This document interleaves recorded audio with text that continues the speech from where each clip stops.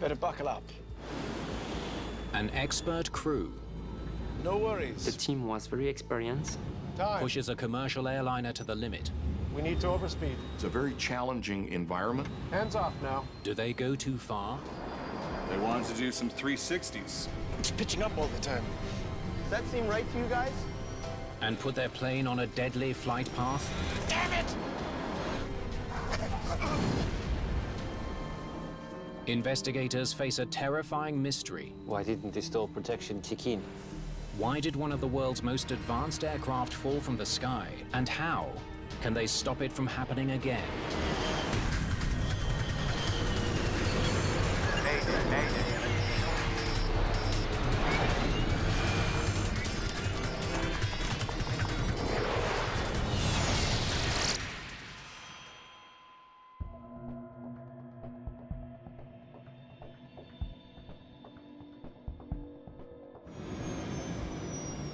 Perpignan Airport in southern France. Air New Zealand engineers are getting ready for an unusual flight. Gentlemen, good afternoon. Find any problems under the hood? They've spent the last 3 weeks giving the A320 a complete maintenance check. Everything looks good. You won't have any problems. Now, Captain Norbert Keppel is going to put its automated systems to the test in the air. Looks like it's my turn. XL Airways Germany has been leasing the A320 from Air New Zealand. But a fresh coat of paint now displays its owner's colors. There's just one more step before XL can give the plane back. Better buckle up. Cabin is clear. No. Before XL Airways returns the plane to Air New Zealand, it must demonstrate that the plane is in perfect working order. It's very similar to returning a car off lease, where the dealership will take the car, they'll let maintenance look at it, make sure that it hasn't been in an accident, that it hasn't been abused in some way, and that the systems actually work as designed. 888 Tango, how many minutes do you need? Captain Keppel from XL Airways Germany will be flying the plane. 2 minutes. His colleague, First Officer Theodore Ketzer, will help monitor the instruments. 2 minutes, we'll be ready. Also on board, Captain Brian Horrell of Air New Zealand. He'll be guiding the German pilots through a series of 35 in-flight tests that make up what's known as an acceptance flight. An acceptance flight is a flight where a crew, a specially trained crew, will take the airplane out and exercise all the systems, including the alternate systems. Okay, 888 Tango, departure is 3 November. 3 November. Do you have that? Yeah, 3 minutes. Test director and the pilots go through the test plan and agree step by step what they're going to do. It is a very intense period of time because you have a lot to do in a short period of time. 888 Tango, cleared for takeoff, runway 33. Clear for takeoff, runway 33. Okay, gents. Here we go.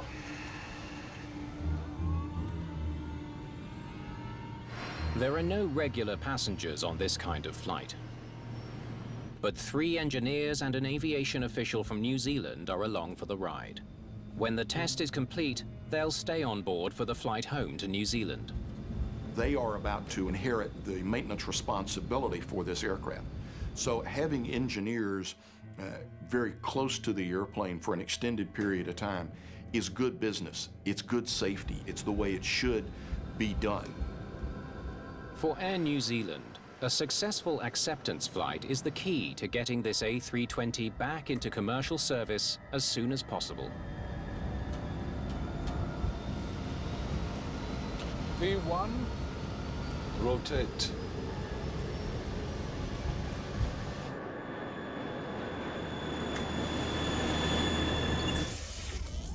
The Airbus A320 is one of the most automated passenger planes in the world. Its advanced computer systems handle most of the flying, reducing the possibility of pilot error.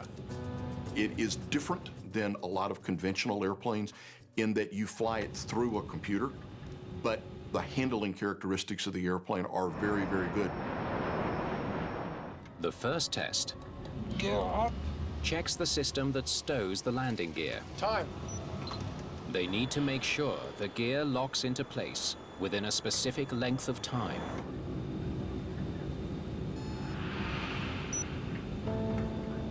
14 seconds is good. 888 Tango, bonjour. Climb level 180. A new controller in Bordeaux takes over as Flight 888 leaves Perpignan airspace. Climbing, flight level 180. The flight plan calls for a 2.5-hour trip that reaches the west coast of France before looping back to Perpignan.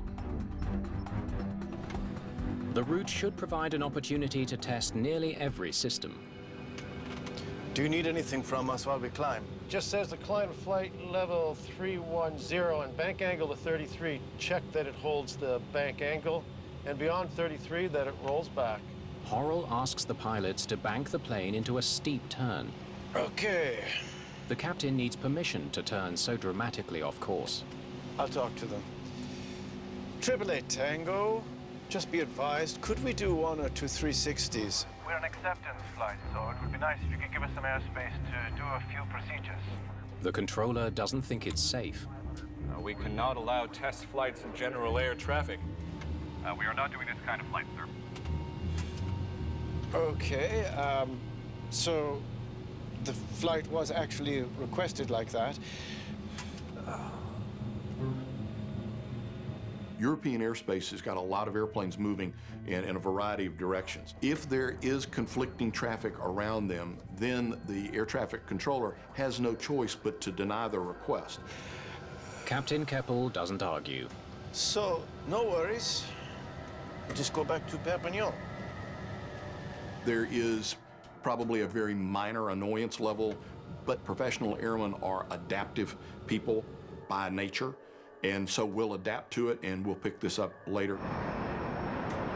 888 Tango, descend flight level 310 and turn right. turning right, inbound. 888 Tango. The Airbus will now loop back east of Bordeaux and return to Perpignan. 20 minutes later, Perpignan Air Traffic Control has Flight 888 back on radar. But as the plane descends, the captain begins to lose control. It's pitching up all the time. It's pitching up. The plane tips up steeply. Does that seem right to you guys? Stick forward. The captain throttles up and pushes his stick forward to bring the nose down, but it doesn't work. The captain's side stick goes forward. It's clearly an effort to try to lower the nose, and I believe he does not understand why the airplane doesn't respond as he's applying pretty well full power. Flaps up. Flaps up! Pulling in the flaps reduces drag and should help them regain control, but it's no use. The plane is diving towards the sea. Oh, God. Oh, God!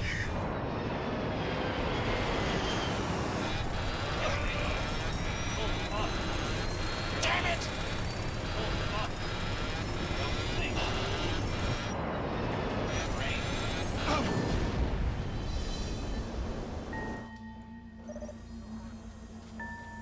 Triple 8 Tango, contact tower. 888 Tango, contact tower. I've got an emergency. Search and rescue teams race to Flight 888's last known location, but there's no sign of any survivors. This is clearly difficult and devastating news for the families of all concerned worldwide. The search goes on into the night. Investigators question witnesses along the coast about the last moments of the flight. I saw the plane flying over me. All of a sudden, it went into a dive.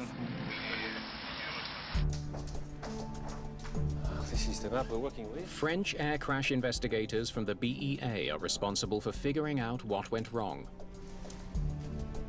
It went down right here. Sébastien David leads the investigation. The first phase of the sea search operations was finding precisely where the wreckage was. David and his team are under enormous pressure. I want you to mobilize all the resources. The A320 is one of the industry's most popular passenger planes. A large number of this kind of aircraft has been sold all over the world. It's also the first airliner to use advanced computerized controls. With the A320, automation flies the airplane the majority of the time. If there's a problem with the plane's high-tech flight computers, many more lives could be at risk. Investigators need to find the cause of the crash quickly, before it happens again. No one has survived the crash of XL Airways Flight 888. Grieving families arrive in France to recover the bodies of their loved ones. I didn't expect to be on my own at 34 like this. Air New Zealand executives are also on the scene. My commitment to the families was I want to stay here until we can bring our boys home, or we're in a position to determine that that's not possible. What on earth is an acceptance flight? The unusual nature of the flight presents an extra challenge for investigators. We did not have any reference for that kind of flight. There was no defined framework. No one may ever know what the crew was doing unless they can find the plane's flight recorders. We have to send the divers under the sea to find the plane. But bad weather is making it nearly impossible for divers to locate the wreckage. With a worsening forecast, the search and rescue teams have re-emphasized personally to me that there is real urgency behind their efforts to locate the two flight recorders. Jan Torres leads the recovery effort. Most of the time there was severe wind and swells on the surface, which made visibility on the bottom deplorable. That is only 50 centimeters to a meter. Searchers turn to sonar to hunt for debris from the plane on the sea floor. This was possible thanks to a minesweeper from the Navy. By using sonar, we were able to identify the larger pieces of wreckage. But finding the wreckage is only half the battle. Bringing it to the surface will take more time. It was climbing like this when you saw it? Investigators ask witnesses to describe the motion of the plane. Some of them related an unusual flight path. Witnesses say it was climbing here, and they were descending here. Right here, it looks like they lost control of the plane. Those testimonies were very important for the beginning of the investigation. Investigators wonder if the pilots lost control attempting a risky flight test. They ask controllers what they know. Well, they wanted to do some 360s. We're an acceptance flight. So it would be nice if you could give us some airspace to do a few procedures. I told them no way. They learned the pilots asked permission to perform some tests, but that the controller turned them down. We are not doing this kind of flight, sir. So, no worries. We'll just head back to Perpignan. If the test flight was called off, there must be another explanation for the plane's unusual flight path. 3 days after the crash, a major breakthrough. The recovery team finds the black boxes.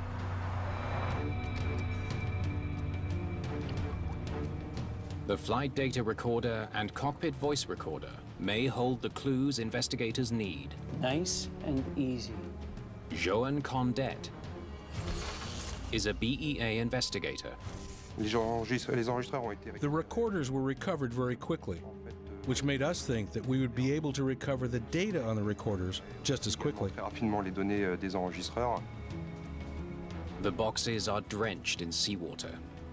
The memory cards need to be dried out before the data can be recovered. We open it. We remove the various layers of protection that the memory card is wrapped in. And once the card has been extracted, we dry it, and then we read it out. Nous la séchons, puis effectuons la lecture. But this time, it doesn't work. Damn it. There must still be some moisture in there. Donc, nous n'avons pas réussi. We weren't able to recover the data. And we have a laboratory designed just for that job. So it was very frustrating. Pas réussir à récupérer ces données issues des enregistreurs. Investigators suspect moisture could be trapped deep in the electronics. Desperate to know what the pilots of Flight 888 were doing, they take the boxes to their US manufacturer. Honeywell has special equipment for reading the cards individually. It seemed to us the quickest way to recover the data. While they wait for word on the data, investigators turn to the wreckage recovered from the sea floor. They focus on pieces from the engines. If the engines failed, it could explain why the plane fell into a fatal dive. Bent blades from the engine turbines provide an important clue. We could see significant damage inside the turbines, and this suggests the engines were at significant speed of rotation at impact. The type of damage tells investigators that the engines were working properly when the plane hit the water. No sign of any problems here.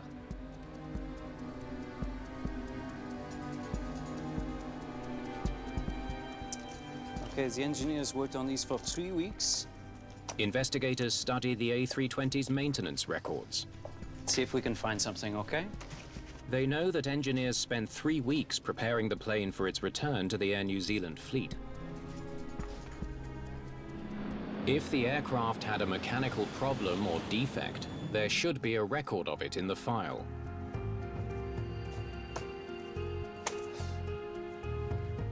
But there's nothing that even hints at a problem with the plane. Anyone, anything, nothing. They were comfortable that the airplane was not only safe to fly, but in condition that matched their contractual obligations. Investigators still have no idea what brought down Flight 888, so getting the black box data is more important than ever. It was a big frustration. We were sure that the flight recorders data would help us to understand what happened, but we had to wait.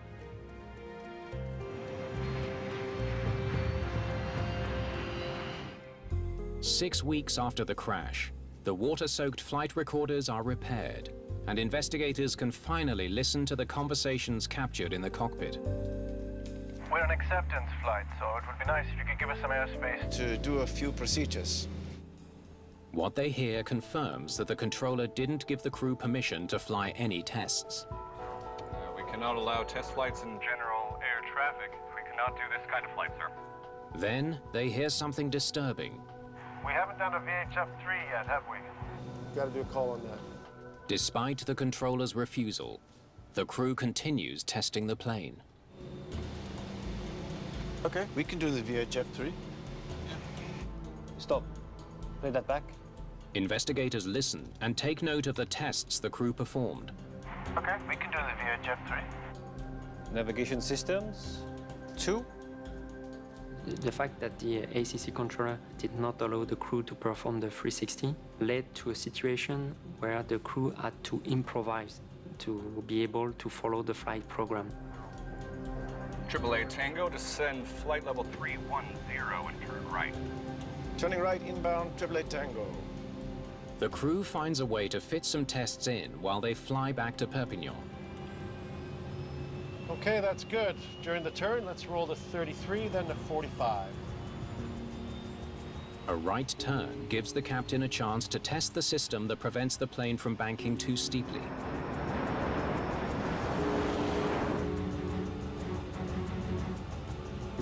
Hands off now. Then he waits for the flight computer to level the plane. Yep, yes, voila, it's all good. Bank angle test, 7. The tests are out of order. They're improvising now. They recognized at that moment they were not going to finish the entire test plan. So what can we do to maximize the time we have left? We need to overspeed. They followed the flight program, taking into account opportunities that were presented to them. You just want to hear the overspeed warning? Many of the tests activate the plane's safety systems and set off alarms in the cockpit. There it is. You can cancel the warning if you like. Overspeed, 8. The crew manages to complete 12 tests in just half an hour. So it's a busy crew. An acceptance flight is very enjoyable from a pilot standpoint, but it is a very challenging environment because you're doing a lot of things with the airplane. As the plane descends below the clouds, the crew sees an opportunity to do another test. So you want what? Yeah, we need to go slow with recovery. This test requires that the airplane be slowed well below normal speed to let the automated protections activate and then record what they do. When the Airbus slows down too much, the flight control computer should automatically boost speed to prevent the plane from losing lift. Down below the clouds. You would not want to do slow flight conditions at very low altitudes. Those would be items that you'd want to do at 10,000 feet, because if something does go wrong, you want to have room to maneuver and sort it out. Get your power at idle. Adjust pitch. Flaps full. The captain reduces speed and waits for the automatic protections to kick in. But this time, nothing happens. Suddenly, this test is going horribly wrong. It's pitching up all the time.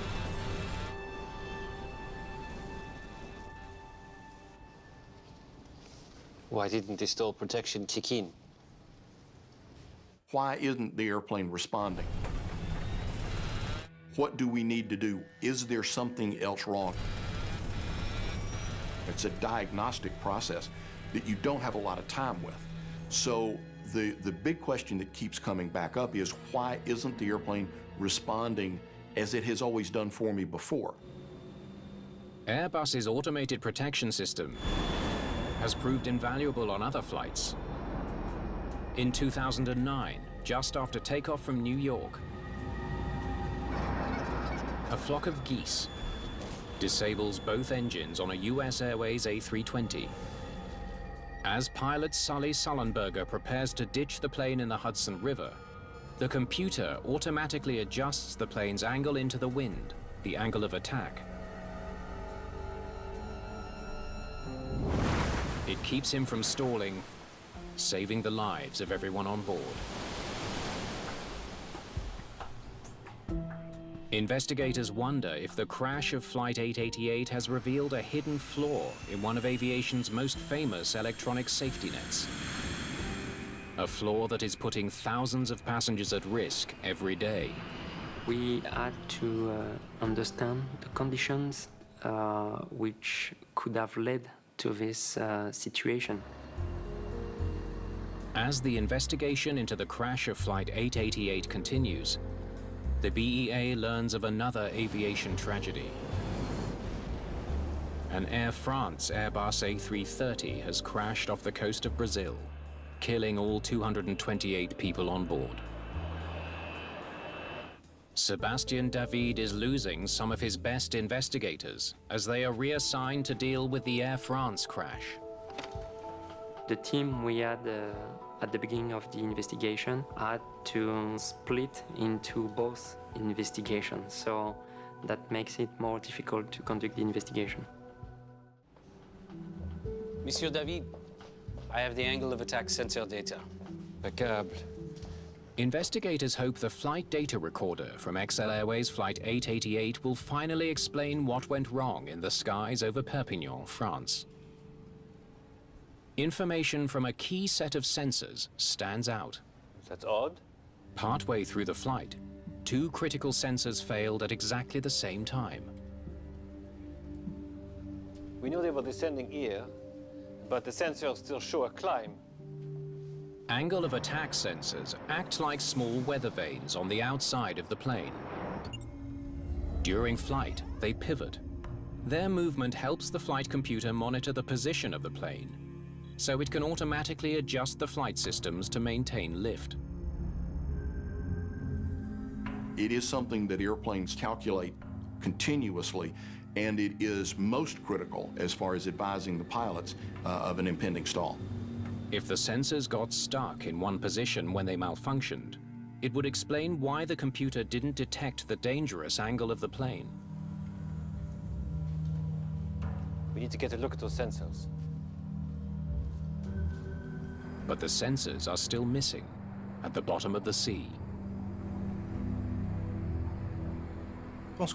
The entire gendarmerie was mobilized for the search.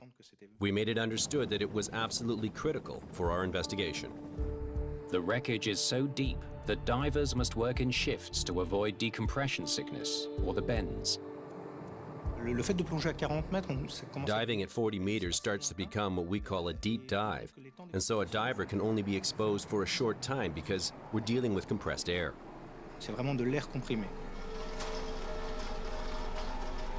Investigators catch a lucky break. After 2 days of searching, divers managed to recover both sensors. One was still attached to a part of the fuselage. A second was sitting by itself on the bottom. Investigators test the mechanism that allows the sensors to move. Anything? It's working perfectly. It was very difficult to imagine a common technical problem that led to the blockage of two angle of attack sensors at the same time, at the same value. There seems to be no way to explain why the sensors failed. Or something jammed them. I want to see the FDR data again. David returns to the flight data and searches for anything that might explain why both sensors failed at exactly the same time. I have never heard of angle of attack simultaneous failures. David graphs altitudes and corresponding air temperatures throughout the flight. Minus 50 at 32,000 feet. At high altitudes, the air outside the plane is extremely cold. This gives him an idea. Can the sensors freeze? If there was ice in the sensor mechanism, it might have frozen them in place. The theory would explain why they both jammed at the same time. It's pitching up all the time. Sending the plane's computer faulty data about the angle of attack for the rest of the flight. It's pitching up. With the two angle of attack vanes frozen, the flight control computers were not going to get the input that said, you are reaching critical angle of attack. Investigators wonder if rainwater from a severe storm flooded the sensors and then froze. We investigate meteorological conditions during cruise in order to find if those conditions could have led to the jamming of the angle of attack sensors. It's a dead end. The weather was nice that day. The plane didn't encounter any bad weather. If water got inside the sensors, it happened on the ground, not in the air. But the advanced sensor is designed to keep rainwater out. So, water would have to get all the way in here. To get inside and freeze, the water would first have to travel through a long, winding channel. It seems like water had nothing to do with the failure. The edge of one of the sensors provides another intriguing lead. It's coated with several layers of paint. This should all be sanded off. What else did those painters do? Investigators visit the hangar where the plane spent 3 weeks being serviced. They learn the work included painting the plane, replacing XL Airways colors with those of the Air New Zealand fleet. This led to investigate the painting operations because the angle of attack sensors needs some specific protections. The procedure directs painters to cover the sensors first so they don't get clogged with paint. When airplanes are painted, it's the same with your car. Very special protections have to be made for certain items. With your car, you cover the headlights because you don't want paint over the headlights. That's a very simple analogy, but to a much more complex way, the same thing is true with airplanes. Investigators consider the possibility that the sensors malfunctioned because of a sloppy coat of paint. At this point, the investigation focused on finding out if there was any possibility that paint might have adhered there and created a blockage that prevented the rotation of the vane. They re-examined the angle of attack sensor data from the flight recorder. If paint was jamming the sensors, it would have caused problems throughout the entire flight. Climbing flight level 180. But the data clearly shows the sensors didn't fail until 22 minutes after takeoff. Do you need anything from us while we climb? The recorders showed that the sensor was working at the beginning of the flight. We need to get a look at those sensors. Investigators conclude paint wasn't the problem. There must be another explanation for the failure. They noticed something else in the maintenance records. The plane needed extra cleaning after the paint job was done. Some dust was covering the top of the aircraft. The maintenance people had to remove this dust. Tell me exactly how you cleanse this plane. Normally, maintenance workers use a clean cloth to remove any dust. But this time, they rinse the plane with a hose. The painting operations had taken a little bit of a delay. To rinse the aircraft was faster than to use clean clothes to remove the dust. Spraying uncovered sensors with a high-pressure hose might explain how water got so deep inside. But the investigators need proof.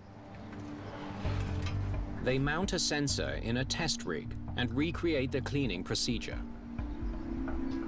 Okay, hit it! We knew the plane had been rinsed with a fire hose plugged into the water main, so we got hold of the details regarding water pressure and flow. Okay, got it.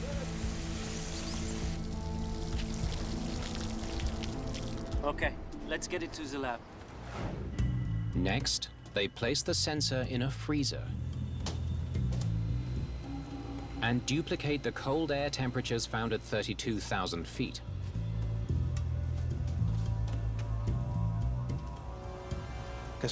It was a massive ingestion of water that solidified into ice. I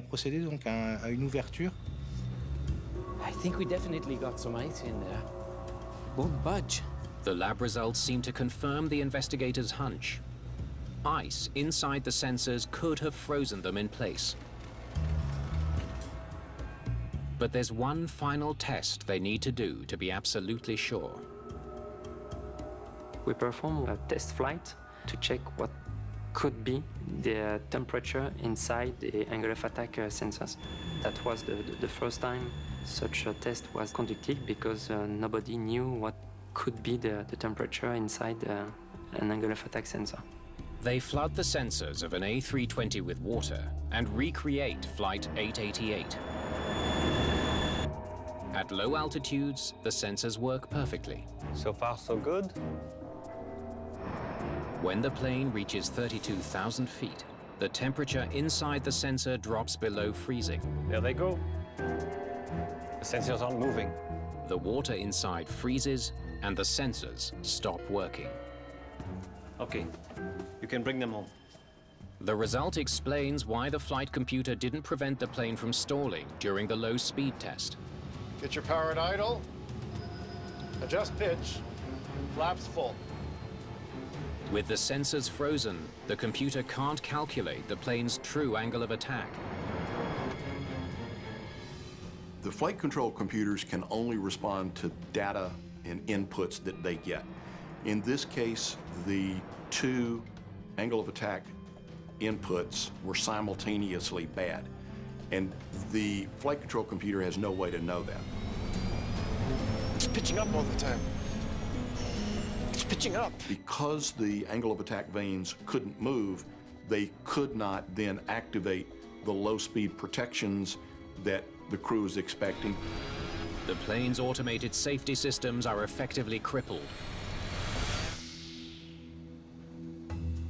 But there's another mystery.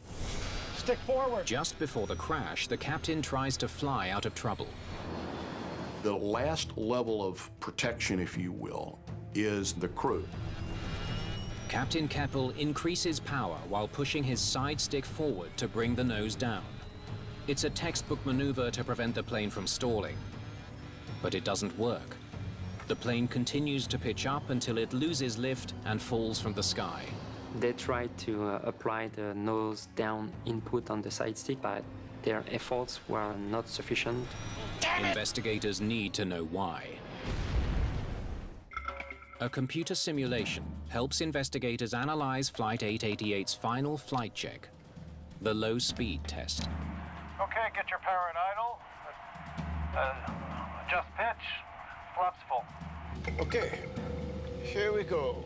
Captain Keppel deliberately slows his plane down for the test, but the computer lets the speed drop too far, below the minimum needed to keep the plane in flight. They let their airspeed drop to 100 knots. We noticed just how dramatically their airspeed was falling. Pause it. Investigators notice a warning on the cockpit flight display moments before the crash. What is that? They learned that the warning is supposed to alert the pilots the flight computer is no longer helping to fly the plane. It has switched to full manual mode. You get a message in red that appears in the middle of your primary flight display telling you to use the manual elevator trim. The message in English is, use man pitch trim. The warning comes on when the plane's computer gets conflicting information. The frozen sensors are telling the computer the plane is flying level, while other onboard sensors are relaying its extreme nose-up attitude. The airplane by design, when it starts getting data that it cannot figure out what to do with, reverted and said, all right, something is wrong, we don't know what, this is up to the pilots to sort out. The plane gave the pilots control right here. It seems the crew of Flight 888 either didn't see or didn't understand the warning being sent by the computer. Stick forward. The pilot uses his side stick to try to lower the nose. In manual mode, that's just not enough. The crew also needs to adjust the trim wheel for a more dramatic change of pitch. The auto trim system is disabled, and the pilots are required to do that manually. But they never do. Now the pilots find themselves in a very, very difficult situation.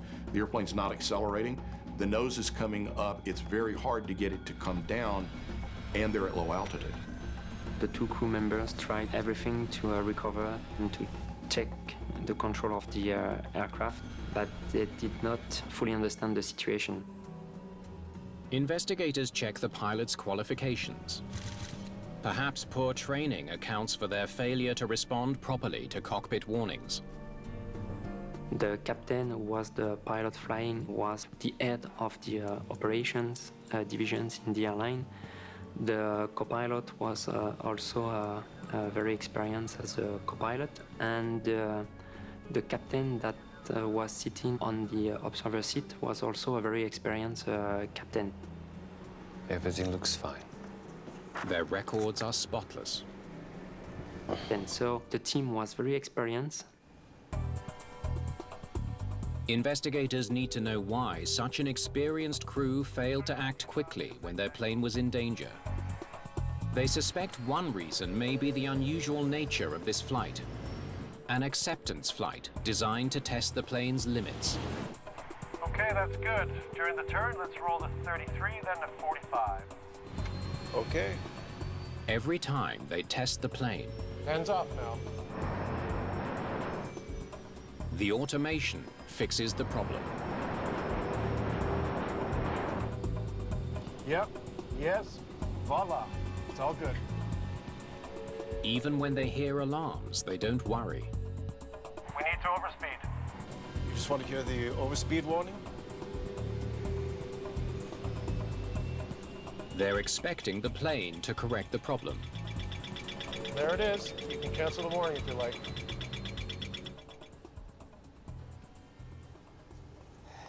They trusted their plane too much. The crew allowed the speed to get so low because they were very confident in the good functioning of the aircraft. Unfortunately, in this case, they allowed it to go all the way to the point that the airplane actually began to stall. Stick forward. Then they were in a stall recovery situation without a lot of altitude to work with. Flaps up. Flaps up! With their plane in a catastrophic stall, the 7 men aboard Flight 888 were doomed. Oh, God! Oh, God! Damn it!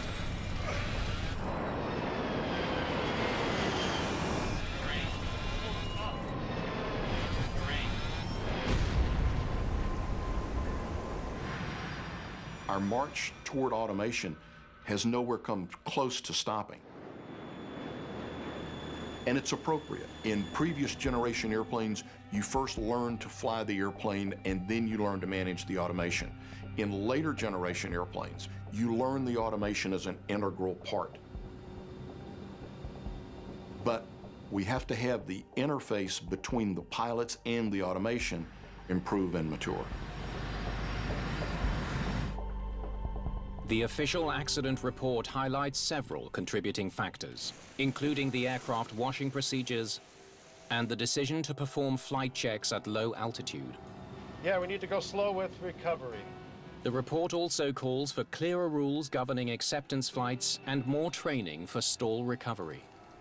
This led the BEA to recommend training for the pilots to be able to recover from stall conditions.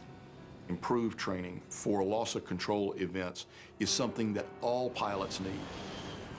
Loss of control is the leading cause of fatalities in all aspects of aviation. So it is an area that we need to focus on as an industry to keep our safety record improving.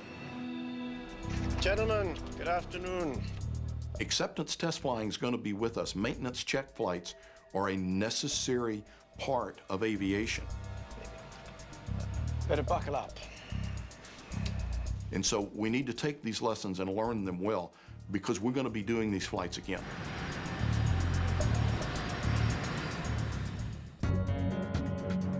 We take science out of the classroom and onto the streets with explosive results in None of the Above, the brand new series starting on Wednesday at 9.